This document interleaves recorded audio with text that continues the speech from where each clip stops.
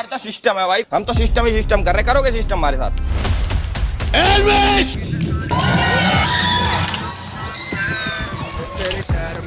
अरे एल्विश भाई के आगे कोई बोल सकता है क्या? Violence, I avoid, but violence likes me. I can't avoid. भाई कुछ कहोगे?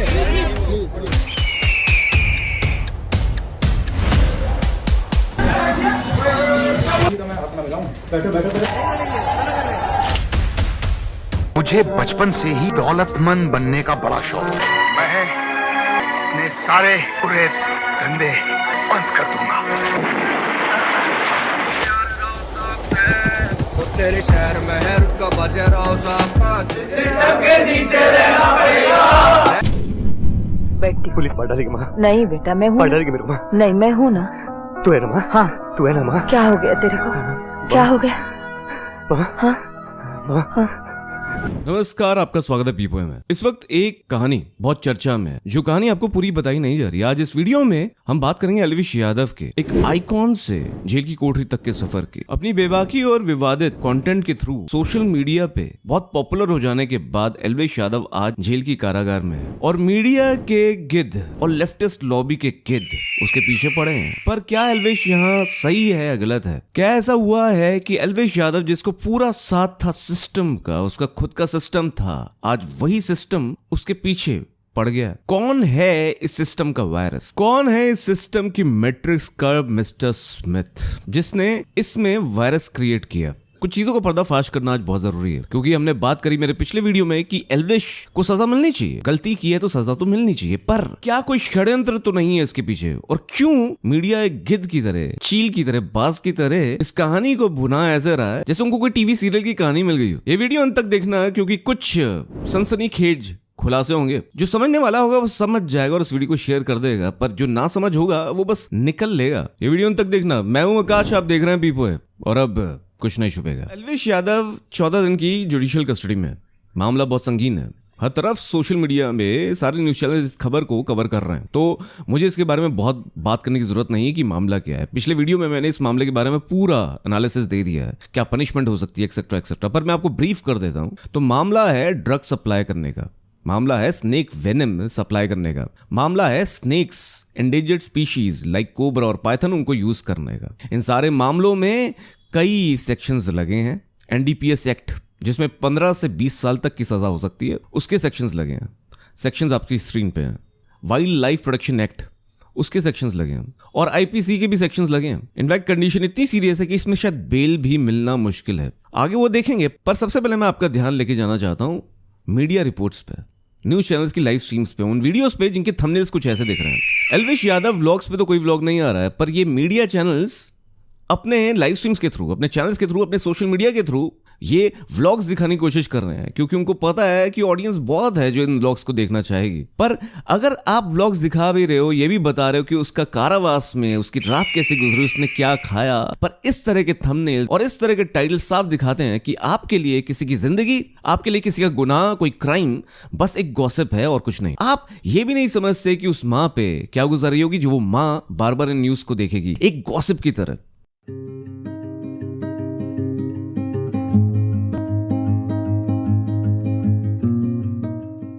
My heart goes out to that mother, जिसकी शायद पूरी कोशिश रही होगी कि उसका बेटा लाइन पे आ जाए। पर चलिए बात करते हैं वो लाइन पे क्यों नहीं आया, किसकी गलती है? इस सारे कंटेंट को देखकर ये तो साफ है कि in news channels, in journalist के पास ना कोई दिल है, ना कोई इमोशन है। इनके लिए हर खबर एक प्रोडक्ट है, और उस प्रोडक्ट को ये मार्केट में जब लॉन्च करते हैं तो बस ये चाहते हैं कि कस्टमर उसको खरीद ले, और कुछ नहीं। इनका सही गलत से कोई मतलब नहीं है। इनका इस चीज से मतलब नहीं है कि उस चीज को एनालाइज किया जाए। इनका मतलब साफ है कि इनको टीआरपी मिले और बस, that is what their agenda is. उसने क्या खाया, उसने क्या पिया, उसकी किससे बात हुई, किससे नहीं, वो कैसे बार बार उठा, उसको क्या सपना आया, वो खा पाया नहीं खा पाया। धिक्कार है, धिक्कार है ऐसे न्यूज हाउसेस पे, ऐसे न्यूज चैनल्स पे जिनका सोल पर्पस बस टीआरपी जनरेट करना है। मेरा इतना ही कहना है कि कोर्ट तो सजा सुनाएगा, अगर गलती करिए तो सजा तो मिलनी चाहिए, एक अपराध की सजा मिलनी चाहिए।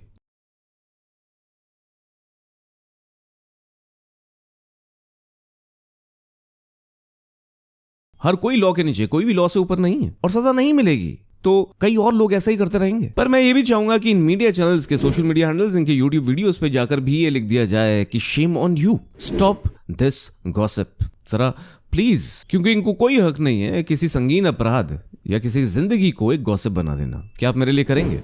कमेंट में जरूर बताना, और अगर करेंगे तो मेरा ये ट्वीट रीट्वीट जरूर कर देना और ये वीडियो शेयर कर देना, जिससे काम आज ही हो जाए, पूरा हो जाए, इतना हो जाए कि हर किसी न्यूज चैनल को ये तो पता चल जाए कि ये मजाक का विषय नहीं है, ये सीरियस विषय है। Because people wants to know क्या इंसानियत अभी बाकी है। अब आते हैं इस वीडियो के दूसरे पड़ाव पे। एल्विश यादव को हर कोई विलन मान रहा है, ठीक है, मैं पीपो है ऊपर, मैं सीधा डिकोड नहीं करता, मैं तह तक जाता हूं, वहां पीप करके फिर एनालाइज करता हूं, डिकोड करता हूं, तो वही मैं करने वाला हूं। मुझे एक बात बताइए सिंपल सी, सोचिए एक बार, क्या आपको नहीं लगता मेरे कंटेंट, मेरे ट्वीट्स में थोड़ी बहुत सहानुभूति है एल्विश के लिए? वो क्यों है? बिकॉज एल्विश नहीं है जैसा ये न्यूज चैनल्स बता रहे हैं। एल्विश एक इंसान है, एक माँ का बेटा भी है, और एक ऐसा दोस्त भी है जिसको शायद उसके दोस्त ही उकसाते हैं, ऐसा हीरो भी है जिसकी ऑडियंस, जिसके फॉलोअर्स ही उसको उकसाते हैं।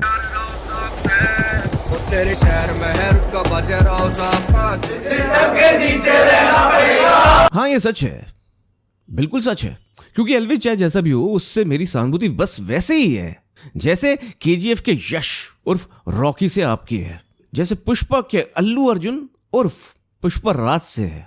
क्योंकि एल्विश के अरेस्ट और उसका सलाखों के पीछे जाना, उसका जिम्मेवार कोई और नहीं, तुम हो। ये सिस्टम है, जो सिस्टम सब लोगों ने बोला सिस्टम है, सिस्टम है, सिस्टम है। एल्विश भाई के सामने कोई बोल सकता है क्या? जिम्मेवार ये लोग हैं, ऐसी मीम्स को वायरल करने वाले लोग जिम्मेवार हैं, ऐसी ऑडियंस जो ये बोल के उकसाते रहे एल्विश को कि एल्विश भाई के सामने कोई बोल सकता है क्या, वो है। कभी सोचा है कि जब भी एल्विश ने कोई गलत काम करा और फिर किसी ने बोला कि एल्विश भाई के सामने कोई बोल सकता है क्या, तो तुमने उस मीम को फॉरवर्ड किया, शेयर किया, लाइक किया, तो गलत कौन है? तुम। जब भी उसने किसी वीडियो में कुछ गलत बोला, चाहे डायरेक्टली चाहे इनडायरेक्टली, चाहे फन में चाहे सीरियस, पर गलत बोला, तो उसको कमेंट्स में वैलिडेट करने वाला कौन था? तुम।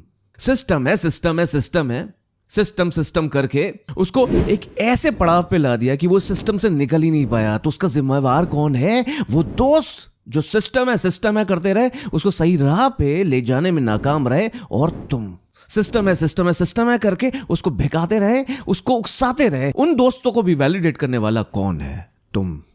तो दोस्तों आई एम सॉरी, बट ये सजा जितनी एल्विश की है ना, उतनी तुम्हारी भी है, उन दोस्तों की भी है। एल्विश के साथ तुम लोगों को सबको जेल में होना चाहिए था, बिकॉज तुम सब ने इन चीजों को एंडोर्स किया है, और साथ में शायद मैं भी।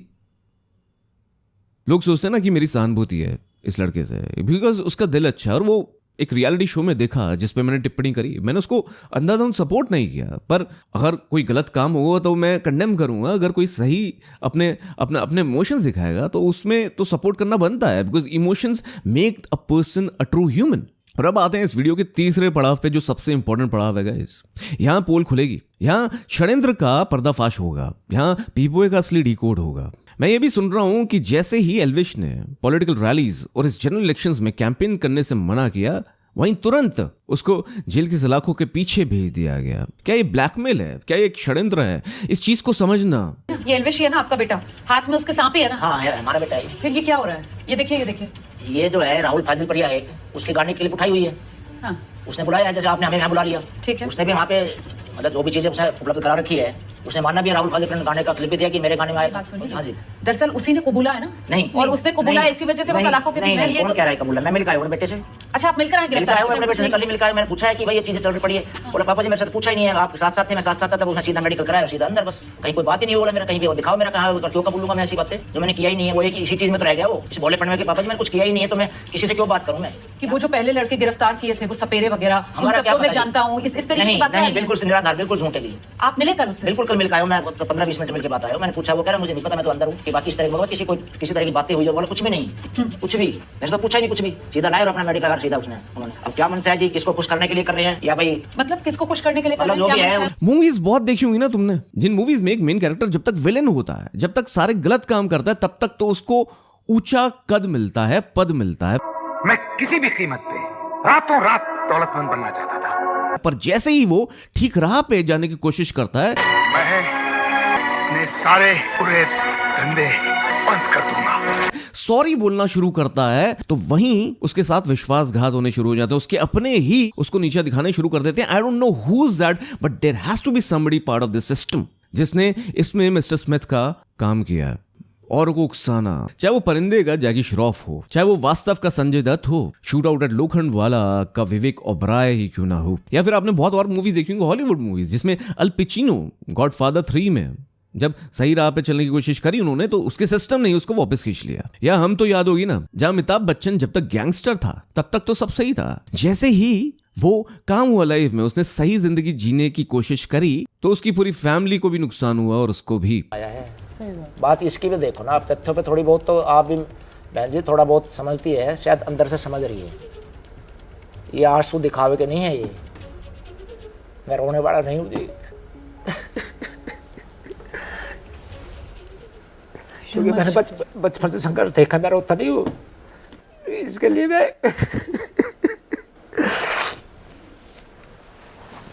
हजार जन्म कुर्बान इसके लिए मेरे।